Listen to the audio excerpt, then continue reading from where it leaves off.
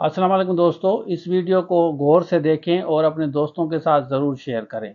बिल्कुल मैं आपको एक एक चीज़ क्लियर करके बताऊंगा, एक एक चीज़ को फॉलो करें। और अकाउंटेंट का कोर्स हम जूम लाइव क्लासेस चलाएंगे। मैंने आपको पहले भी बताया है, सिर्फ 25 स्टूडेंट्स करके हम क्लोज करके फिर आपको अपडेट देंगे आपकी क्लासेस कब से स्टार्ट होंगी, क्योंकि हम क्लोजिंग करेंगे। क्लोजिंग के बाद क्योंकि जूम लाइव क्लासेस में आपको पता है कि काफ़ी स्टूडेंट लेने से फिर इश्यूज़ होते हैं, बच्चों के सवाल भी होते हैं। देखिए यहाँ पे एक एडवर्टाइजमेंट आपको दिखाता हूँ, फिर उसकी बात करते हैं सिंध पब्लिक सर्विस कमीशन की। इंस्पेक्टर कस्टम में ये जॉब्स आई थी और इन्होंने कहा है कि सेकेंड क्लास और ग्रेड सी बैचलर डिग्री हो फ्रॉम रिकॉग्नाइज्ड यूनिवर्सिटी। देखें आप, मतलब आपकी बैचलर डिग्री हो, 14 ईयर्स आपकी एजुकेशन हो, और उसमें ये कह रहे हैं कि इकोनॉमिक्स हो, कॉमर्स हो, स्टेट हो, अकाउंटिंग हो, कंप्यूटर हो, लॉ हो, केमिस्ट्री है, फिजिक्स है, as one of the subjects हो। वन ऑफ द सब्जेक्ट्स का क्या मकसद है, आप मुझे बताएं। One of the subject means आपने बीबीए किया है, एमबीए किया है, आपने कोई भी डिग्री की है, उसमें आपका एक सब्जेक्ट होना चाहिए। आपने एमबीए किया है, वो तो 16 ईयर से, फिर भी आप एलिजिबल हैं। आपने बीबीए किया है, आपने एम काम किया है, आपने बी काम किया है, 14 ईयर्स, या आपके पास 16 ईयर्स एजुकेशन है। ये तो 14 मांग रहे हैं, अगर 16 है तो और ज़्यादा बेहतर है। तो उसमें वन ऑफ द सब्जेक्ट्स हो, वो ऑप्शनल में हो या कंपलसरी सब्जेक्ट्स में हो, तो सब्जेक्ट मार्कशीट में वो देखेंगे कि इसमें से कोई ना कोई सब्जेक्ट आपका अगर है तो आप एलिजिबल हैं, आप आराम से अप्लाई करें। ये फेडरल की बात हो रही है। अब ये बात क्यों बता रहा हूँ, अब यहाँ पे आते हैं, मैं आपको बताता हूँ इनका अकाउंटिंग में।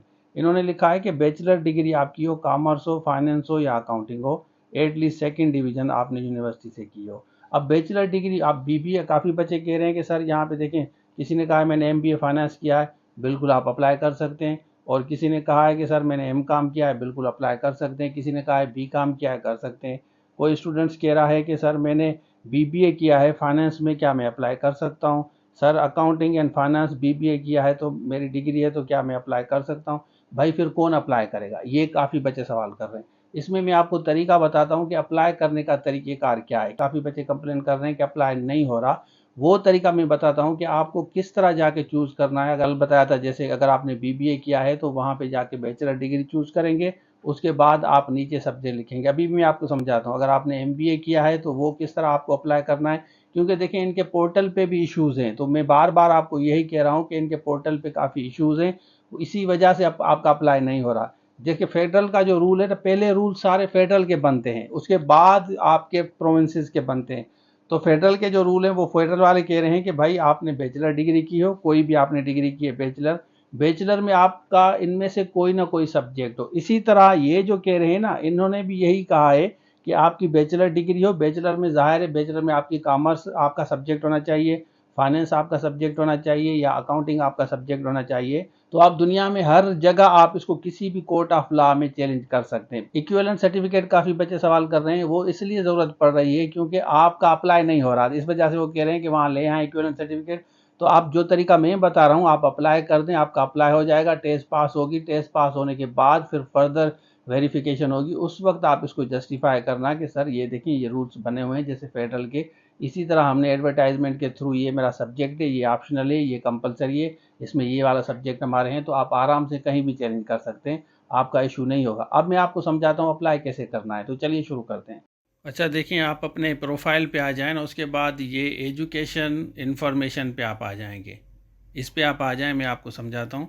उसके बाद देखें, अगर आपने एमबीए किया है, कल मैंने बीबीए वालों को बताया था, अगर आपने एमबीए किया है तो यहाँ पे आप आके एडिट करें, यहाँ पे आप आ जाएं। तो यहाँ देखिए इन्होंने लिखा है मास्टर्स और एमफिल।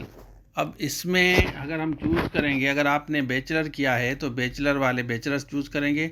अगर आपने एमबीए, बैचलर मींस बीबीए वगैरह किया है आपने, तो आप यहाँ पे बैचलर चूज़ करेंगे। अगर आपने एमबीए किया है तो, या आपने एम इकोनॉमिक्स किया है तो यहाँ मास्टर्स पे चूज़ करेंगे। उसके बाद यहाँ पे नीचे आके स्पेशलाइजेशन में मैं आपको बताता चलूँ कि स्पेशलाइजेशन, अगर आपने कॉमर्स किया है तो नीचे ज़ाहिर है कॉमर्स, अगर आपका अकाउंटिंग है तो प्योरली अकाउंट चूज़ करें, या अगर आपके पास अकाउंटिंग एंड फाइनेंस का है लिखा हुआ है, ये बात नोट कर लें।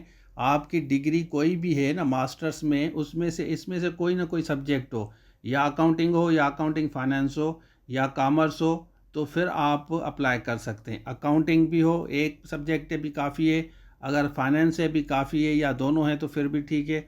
अदरवाइज़ नीचे आके अगर आपने कॉमर्स किया है तो यहाँ सी में हम आएंगे, यहाँ कॉमर्स चूज़ करेंगे। अगर आपके पास कॉमर्स और फाइनेंस है फिर भी ठीक है, अदरवाइज़ कॉमर्स आप चूज़ करेंगे। या आपने जैसे मैंने बताया कि अगर आपके पास अकाउंटिंग है तो यहाँ अकाउंटिंग या अकाउंटिंग फाइनेंस, और नीचे आप यहाँ पे आप आ जाएंगे, कहाँ से किया है वो चूज़ करेंगे और जीपी आप लिखेंगे। अकाउंटिंग एंड फाइनेंस चूज़ करने के बाद यहाँ पे आपका आ जाएगा, तो यहाँ बिज़नेस एंड कॉमर्स वगैरह चूज़ करेंगे आप, ठीक है ना। तो बिज़नेस मतलब इससे रिलेटेड है, तो ये आप चूज़ करेंगे। चूज़ करने के बाद आप नीचे सेव करके, सेव जब करेंगे तो उसके बाद आप नीचे सब्जेक्ट्स जो है ना वो भी आप लिखेंगे। यहाँ मेजर है ना, मेजर में आप ऑप्शनल कोई भी सब्जेक्ट लिख लें, ठीक है ना। उसमें अकाउंटिंग आप लिख लें, कॉमर्स लिख लें, तो आप उसके बाद अप्लाई करें। फिर एक भी अगर आपका सब्जेक्ट मैच होगा ना तो आप एलिजिबल होंगे, आप आगे जाके चैलेंज कर सकते हैं। यहाँ पे आप मास्टर्स चूज़ करें अगर आपने एमबीए किया है, ठीक है ना। यहाँ मास्टर्स चूज़ करें अगर आपने एमबीए किया है। उसके बाद यहाँ पे नीचे आएंगे अकाउंटिंग फाइनेंस या सिंपल अकाउंटिंग, और उसके बाद यहाँ बिजनेस एंड कॉमर्स चूज़ करेंगे। और डिग्री आपकी 2 इयर्स की होगी एमबीए की। यहाँ पे आपने मार्केटिंग किया है, फाइनेंस किया है, कोई भी आपने एमबीए किया है तो अब आप एलिजिबल अप्लाई कर सकते हैं। लेकिन बीए वाले अप्लाई नहीं कर सकते। अगर बीए वालों ने कॉमर्स, अकाउंटिंग, फाइनेंस उनका सब्जेक्ट नहीं है, अगर डिग्री में कहीं भी आपका ये सब्जेक्ट नहीं पढ़ा हुआ तो ये अप्लाई नहीं कर सकते। बीए और बीएससी वाले नहीं कर सकते। बाकी एमबीए, बीबीए, कॉमर्स ये सारे एलिजिबल हैं, आप अप्लाई करें। कल बिल्कुल आप चैलेंज करेंगे, मैं इंशाल्लाह आपको इंश्योर करता हूँ कि आप एलिजिबल हो जाएंगे, कोई इशू नहीं है। विदाउट फियर आप ये सारा कुछ करके आप अप्लाई करें। यहाँ अगर आपने एमबीए किया है तो मास्टर्स चूज़ करें। देखिए यहाँ भी एरर है, मास्टर्स और एमफिल लिखा हुआ है इन्होंने, तो एमफिल भी लिखा हुआ है। सिंपल अगर मैंने एम काम किया है तो मेरा तो 16 ईयर्स एजुकेशन मेरी होगी ना, तो फिर एमफिल तो 18 होता है। तो इनके ये प्रोग्रामिंग में इश्यूज़ है, तो आप परेशान ना हो। उसके बाद ये 2 ईयर अगर आपने बीबीए किया है तो बीबीए चूज़ करें, अकाउंटिंग फाइनेंस चूज़ करें। उसके बाद यहाँ आप 4 ईयर डिग्री रखेंगे तो आप उसके बाद अप्लाई करें। नीचे आप सब्जेक्ट लिख लें तो फिर जाके सेव करके अप्लाई करें।